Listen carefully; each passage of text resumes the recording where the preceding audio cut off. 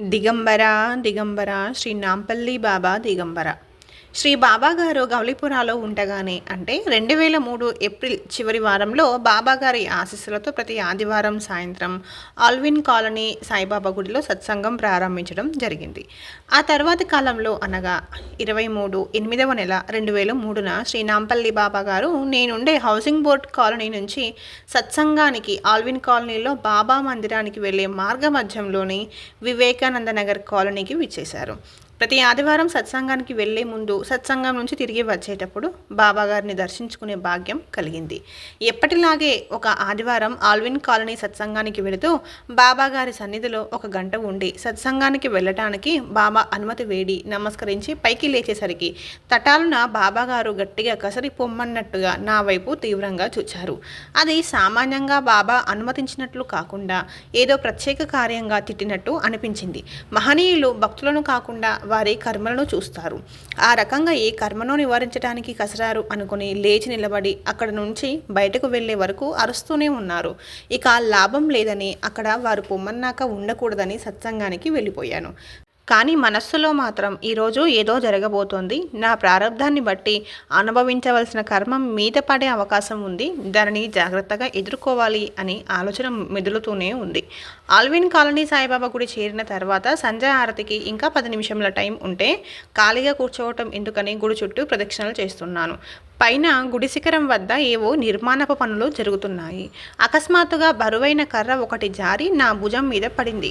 భుజానికి తగిలి నేల మీద పడ్డాక ఇనుప వస్తువేదో పడ్డంత చప్పుడయింది. పైన పనిచేస్తున్న వాళ్ళు వాళ్ళ పొరపాటు వల్ల జారిన ఈ కర్ర నా భుజాన్ని విరగొట్టిందేమోనని కంగారు పడిపోయి గాబరాగా అరుస్తున్నారు. ఇక్కడ ఆ కర్ర భుజం మీదైతే పడింది, కానీ దానివల్ల భుజం విరగకపోగా ఏ మాత్రము నొప్పి కూడా కలిగించలేదు. వెంటనే స్ఫురించింది బాబా అనుగ్రహం. ఈ కర్మను పొమ్మనే బాబా అరిచారని అర్థమైంది. కర్మానుభవం నాది కానీ గుడిపైన పనిచేస్తున్న వ్యక్తులు జారిపడిన కర్ర నిమిత్త మాత్రమే కదా. ఇక్కడొక అద్భుతమైన విషయం ఉంది. కర్మానుభవం తప్పించుకోవడం ఏ జీవికి తనకు తానుగా వీలయ్యే విషయం కాదు. కర్మ తప్పించడం మహనీయులకి మాత్రమే సాధ్యం. పూర్వకర్మలను అనుభవించే సమయంలో కార్యకారణ సంబంధం తెలియని బద్ధజీవులు ప్రతిక్రియ చేసి కొత్త కర్మ చేసుకోవడం సామాన్యమైన విషయం. ఈ సంఘటనలో మాత్రం శ్రీ బాబాగారి కృపతో దుష్కర్మ ఫలం తొలగిన కొత్త కర్మ చేసుకోకుండా వారి హెచ్చరిక, మాస్టర్ గారి కృపతో కలిగిన అవగాహన కాపాడాయని చెప్పాలి. తనని ఆశ్రయించి ఉన్న భక్తులు, అందున సత్సంగం నిర్వహించడానికి వెళ్తున్న వాళ్ళకి కర్మానుభవం వలన ఇబ్బంది కలిగి తమ కార్యక్రమానికి అంతరాయం కలిగితే బాబా చూస్తూ ఊరుకుంటారా? ఆ ఇబ్బందిని తొలగించి కార్యక్రమం సజావుగా జరిగేలా చూడరు. సరిగ్గా అదే జరిగింది. ఇక్కడ కార్యక్రమం పూర్తి చేసుకుని శేజారతికి 10 నిమిషముల ముందుగా నాంపల్లి బాబా గారి సన్నిధి చేరి జరిగిన సంఘటన యావత్తూ మనస్సులోని వారికి విన్నవించి కృతజ్ఞతలు తెలుపుకొని సాష్టాంగ నమస్కారం చేసి పైకి లేచేసరికి అంతకుముందు కూర్చున్న బాబాగారు పడుకుని కాలుస్తూ ఉన్న సిగరెట్ నా వైపు విసిరి నా ముఖంలో ముఖం పెట్టి నా కళ్ళలోకి సూటిగా చూశారు. బాబాగారు నిజంగా మనల్ని చూడటము అంటే అదేనేమోనని తర్వాత వెంటనే జరిగిన అద్భుత సంఘటన వల్ల తెలుస్తుంది. బాబాగారిచ్చిన సిగరెట్ తీసుకొని ప్రసాదంగా భావించి దూరంగా ఉన్న బాల్కనీలోకి వెళ్ళి ఎప్పటిలాగే కాలుస్తున్నాను. వివేకానంద నగర్ కాలనీలో ప్రతిరోజు శేజారతికి వస్తూ ఉండే లెక్చరర్ చంద్రశేఖర రెడ్డి గారు ఏదో మాట్లాడటానికి నా వెనుకే బాల్కనీలోకి వచ్చారు. వచ్చిన వెంటనే ఆయన ఏమి మాట్లాడదలిచారో అది మాట్లాడకుండా, ఏం సెంటు రాశారండి, ఎప్పుడూ లేనిది మీ దగ్గర ఇంత సువాసన వస్తోంది అన్నారు. కానీ నేను ఎప్పుడూ సెంటు రాసుకోను, ఆ రోజు కూడా రాసుకోలేదు. ఆ విషయమే వారితో అన్నాను.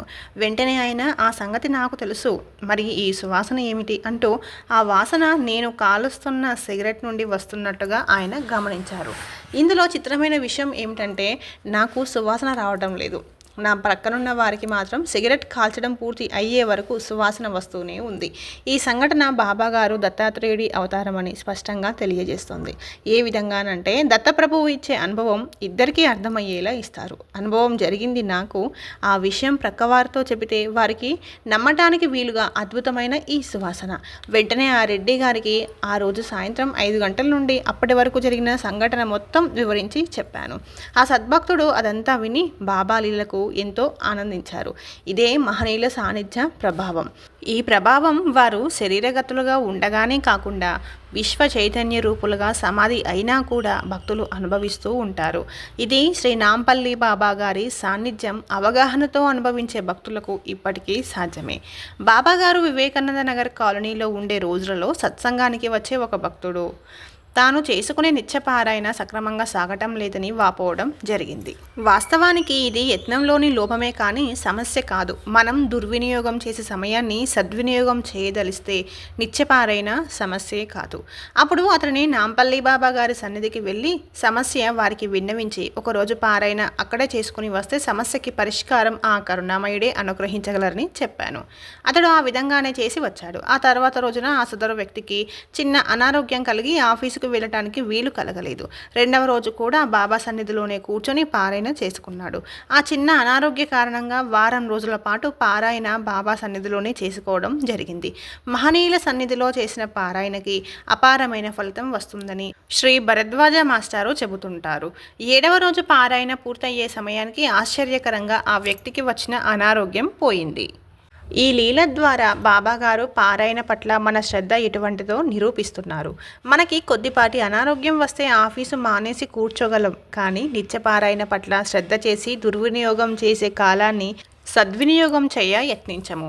ఒక ప్రక్క మన లోపాలను ఎత్తి చూపిస్తూ మరో ప్రక్క అపారమైన ఫలితాన్ని అంటే వారం రోజులు తమ సన్నిధిలో పారాయణ చేసుకునే విధంగా బాబా అనుగ్రహించారు. ఆ తర్వాత కాలంలో అతనికి ఎప్పుడూ నిత్యపారాయణకు ఆటంకం కలిగినట్టుగా చెప్పలేదు. పైన ఉదాహరించిన సభ్యుడి తమ్ముడికి తీవ్ర అనారోగ్యం వచ్చింది. ఆ కుర్రవాడు తల్లిదండ్రులతో కలిసి డెహ్రాడూన్లో ఉంటాడు. ఆ అనారోగ్యానికి సంబంధించి పెద్ద ఆపరేషన్ చేయాలని పరిస్థితి చాలా తీవ్రంగా ఉందని డాక్టర్లు నిర్ణయించగా వారి బంధువుల ప్రోద్బలంతో మద్రాసు నగరంలో ఆపరేషన్ చేయించడానికి నిర్ణయించి తీసుకువెళ్లారు. ఇక్కడ హైదరాబాద్లో ఆ కుర్రవాడి బంధువులు ఆందోళన పడుతూ ఆ కుర్రవాడి శ్రేయస్సు కోసమే ఆపరేషన్కి ముందు రోజు వాళ్ళ ఇంట్లో సత్సంగం చేయమని కోరారు. కానీ వాళ్ళు కోరిన రోజు నేను నియమంగా నాంపల్లి బాబా గారి సన్నిధికి వెళ్ళే రోజు. అందుచేత వాళ్ళని నేను బాబాగారి దగ్గరికి వెళ్ళి వచ్చే లోపల కార్యక్రమం ప్రారంభించి కొనసాగిస్తూ ఉండండి, మధ్యలో వచ్చి కలుస్తాను అని చెప్పడం జరిగింది. ఆ రోజు సాయంత్రం ఆఫీస్ నుండి తిన్నగా సాయంత్రం 6 గంటల ప్రాంతంలో బాబా సన్నిధికి చేరాను. సాధారణంగా బాబా సన్నిధిలో వెళ్ళిన ప్రతిసారి 1 గంట ఉండి రావటం నాకు అలవాటు. ఎప్పటిలాగే 1 గంట ఉండి తర్వాత సత్సంగానికి వెళ్ళాలి అని అనుకున్నాను. బాబా సన్నిధికి చేరగానే అక్కడ ఉన్న 2 భక్తులు సంధ్యాహారతి ప్రారంభించారు. నేను కూడా వారితో కలిశాను. అనేక సంవత్సరాలుగా సత్సంగాలు చేసుకోవడము అలవాటైనందువల్ల సంధ్యాహారతి బాగా పాడటం వచ్చి భావయుక్తంగా ఆనందంగా చేసుకోవడం జరుగుతుంది. ఆ అనుభూతి నాంపల్లి బాబా సన్నిధిలో కూడా అలాగే వీలయ్యేది. కానీ ఆ రోజు మాత్రం అందుకు విరుద్ధంగా ఉన్న 3 భక్తులము ఎవరి దారిన వాళ్ళు గందరగోళంగా పాడటం జరిగి చాలా అసంతృప్తిగా ఉంది. ఇదంతా చూస్తే బాబాగారు నన్ను వెంటనే అక్కడి నుంచి సత్సంగానికి వెళ్ళిపోమంటున్నారా ఏమిటి అర్థం కావటం లేదు. నేను ఈ ఆలోచనలో ఉండగానే మిగిలిన 2 భక్తులు సాయి చాలీసా చేయడం మొదలుపెట్టారు. కానీ ఆ పాడే విధానం ఇంకా అధ్వానంగా ఉండి వారితో కలిసి పాడలేక ఆ పరిస్థితికి ఏమీ నిర్ణయించుకోలేక మనస్సులోనే బాబాతో ఈ క్రింది విధంగా విన్నవించుకున్నాను. బాబా, మీరు నన్ను వెంటనే సత్సంగానికి వెళ్ళిపోమనేటట్టు అయితే మీరు నాకు వెంటనే పాదస్పర్శనం అనుగ్రహించాలి అని విన్నవించుకున్నాను. కూర్చొని సిగరెట్ కాలుస్తున్న బాబాగారు తన పాదాన్ని చూపి వెళ్ళకిలా పడుకున్నారు. ఇక ఆలస్యం చేయకుండా బాబా పాదాన్ని స్పర్శించి నమస్కరించుకొని బాబా వంక చూశాను. అప్పటి వరకు మామూలుగా ఉన్న బాబాగారు కళ్ళ వెంట నీరు కారుస్తూ అపారమైన దుఃఖాన్ని అనుభవిస్తున్నట్టుగా కనిపించారు. నేను లేచి బయలుదేరుతూ ఉంటే బాబాగారు తాను కాలుస్తున్న సిగరెట్ను నా వైపు విసిరారు.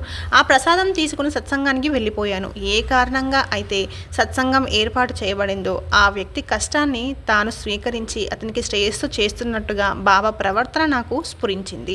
తదనుగుణంగానే తర్వాత రోజు మద్రాసు నుండి ఫోన్ చేసి ఆ రోగి తల్లిగారు ఏమి తెలియజేశారంటే ఆపరేషన్కి ముందు మరొకసారి రోగిని పరీక్ష చేయగా అంతకు పూర్వం నిర్ణయించినట్టుగా పెద్ద ఆపరేషన్ చేయవలసిన అవసరం లేదని, కొద్దిపాటి ఆపరేషన్తో సరిపోతుందని చెప్పి ఆ విధంగానే చేశారని, వాళ్ళ అబ్బాయికి వాళ్ళు అనుకున్నట్టుగా కాకుండా గడ్డం గట్టెక్కి తేలికగా ఉందని, చాలా సంతోషంగా ఉందని చెప్పారు. దీనంతటికీ కారణం బాబా కృపతో జరపబడిన సత్సంగమే కారణమని స్పష్టంగా తెలుస్తుంది. మహాత్ములు ఎప్పుడూ కూడా అనుగ్రహించేది వారే అయినా సత్సంగం ద్వారా జరిపించడం గమనించదగ్గ ముఖ్యమైన విషయం. ఇలా సత్సంగం ద్వారా తమ అనుగ్రహాన్ని భక్తులకు అందించిన సంఘటనలు అనేకమున్నాయి. గురుదేవులు పూజ్య శ్రీ ఆచార్య భరద్వాజ మాస్టర్ గారి కృపతో, బాబా గారి అనుగ్రహంతో సమాధి మందిరంలో జరిగే అన్ని కార్యక్రమాలలోనూ పాలు పంచుకునే అవకాశం లభిస్తుంది.